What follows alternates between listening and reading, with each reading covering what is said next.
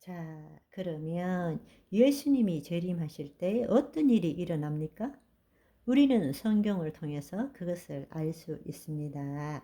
첫 번째로는 예수님께서 공중 강림하실 때 하나님의 자녀들이 들림받게 되는 것이죠. 우리 성도들 대부분이 말하는 휴거는 바로 부활입니다. 죽은 자의 부활과 살아있는 상태 그대로의 부활. 부활의 몸은 시공간에 제한이 없기 때문에 여기서 저기 가는데 시간이 걸리지 않아요. 하늘 초소에 있다가 원하는 곳, 이 땅에도 나타나고 또 사라지기도 하기 때문에 하늘에서 나타나는 것을 하늘에 올라가 있으니까 들림 받는다고 표현하죠. 그러니까 순간 이동하는 몸입니다. 예수님의 부활의 모습과 똑같습니다.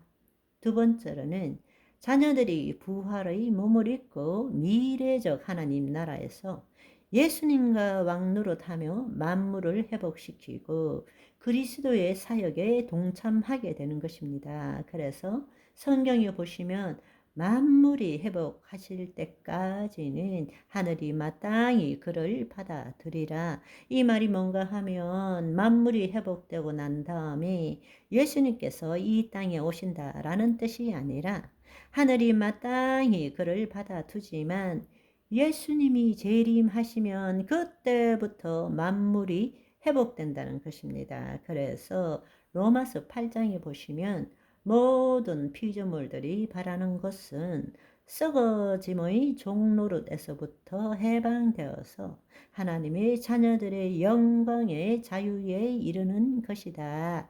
피조물이 다 이제까지 탄식하며 함께 고통을 겪고 있는 것을 우리가 안다 라고 말씀하는 것입니다.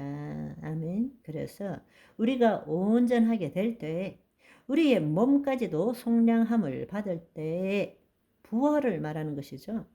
그 말은 무엇입니까?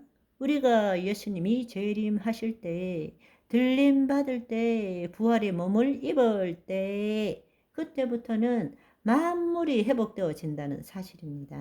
아멘. 하늘에 있는 것이나 땅에 있는 모든 것이 예수 그리스도 안에 통일되는 때가 오는 것이죠. 아멘. 동시에 사탄은 무저갱에 1000년 동안 갇히게 되는 것입니다. 옛뱀, 마귀, 사탄이라고 하는 자는 1000년 동안 무저갱에 갇히게 되는 것입니다. 내 원수로 내 발등상이 되게 하기까지 너는 내 우편에 앉아 있으라 하셨느냐. 이렇게 말씀하실 때도 이 말씀의 뜻이 뭔가 하면 예수님이 재림하실 때는 원수가 무저갱으로 들어간다. 그러니까 예수님이 재림하실 때는 모든 일, 약속된 모든 일들을 행하신다. 이 뜻이라는 것입니다. 그런데 그럼에도 불구하고 오늘날 천년왕국에 대한 여러 가지 이론들이 있습니다. 전천년설, 후천년설, 무천년설 이렇게 나누고 있는데 오늘날 과거에는 전천년설을 대부분의 사람들이 믿었지만 극단적인 시한부 종말론이 나오면서 율법 폐기론, 세대주의적 전천년설이 한동안 우리나라에서 주장되었기 때문에 다미 선교회 사건 등 그것으로 인한 피해가 막급했습니다. 그런데 그 반대급부로서 무천년설이 주장되었습니다. 그러니까 예수님의 초림과 재림 사이가 천년왕국이라는 것입니다. 그것을 뭐라고 부르느냐? 무천년설이라고 부르는 것입니다. 그런데 그렇게 되면 심각한 문제가 있습니다.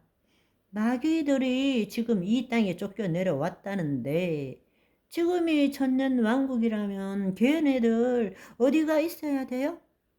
무적행에 있어야 되잖아요. 그런데 실제로 그러느냐는 거예요. 우리가 해야 될 일은 바로 예수 그리스도 안에서 하나님의 통치를 드러내므로 마귀의 일을 멸해 가야 한다는 사실입니다. 그래서 무천년설이 주장되고 있는데 그것은 정말 잘못된 복음의 일환인 것입니다. 지금 우리는 어떤 상황에 놓여 있는가? 우리의 현실은 어떤가 생각해 보면 교회는 많은 사람들에게 복음을 전하고 예수 그리스도를 믿게 하고 신앙생활을 열심히 하게 하고 있습니다. 또 교회는 온 세상에 복음을 전하기 위해서 열심히 선교 활동을 하고 있습니다. 그런데 문제는 뭔가 하면 그럼에도 불구하고 왜 세상은 요지부동이고 그리스도인들이 다시 세상으로 돌아가고 세상은 교회를 욕하고 세속화시키는데도 우리 교회는 속절없이 무너지고 있는 것일까? 무엇이 문제일까? 우리가 성경적으로 볼 때는 분명히 하나님의 통치가 예수 그리스도께 임한 하나님의 통치가 우리 안에 임하게 되었고 우리는 하나님의 통치를 경험해야 하고 우리 몸을 통해서 하나님의 통치를 이 세상에 드러내므로 마귀의 일을 무력화시키고 세상에 하나님의 창조 질서가 회복되도록 해야 함에도 불구하고 왜 지금의 현상은 성경의 말씀과 정반대로 가고 있을까?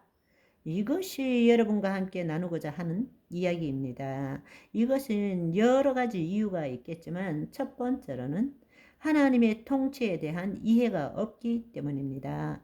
두 번째로는 영적 전쟁을 제대로 알지 못하기 때문입니다. 세 번째로는 하나님의 능력을 소유하고 있지 않기 때문입니다. 이 부분에 대해서 함께 알아보면 좋겠습니다. 첫 번째로 하나님의 통치에 대해서 잘 모르기 때문입니다. 언제부터인지 우리는 복음의 정의를 왜곡시켜 왔습니다. 복음은 하나님이 통치하신다. 내 하나님이 통치하신다는 아름다운 소식, 좋은 소식, 즉 하나님의 통치가 하나님의 나라입니다. 주 기도문에 나라가 임하옵시며 이 말씀이 내 안에 계신 하나님이 나를 통치하시오며 이 말씀인 것입니다. 아멘. 오늘은 여기까지. 바이바이.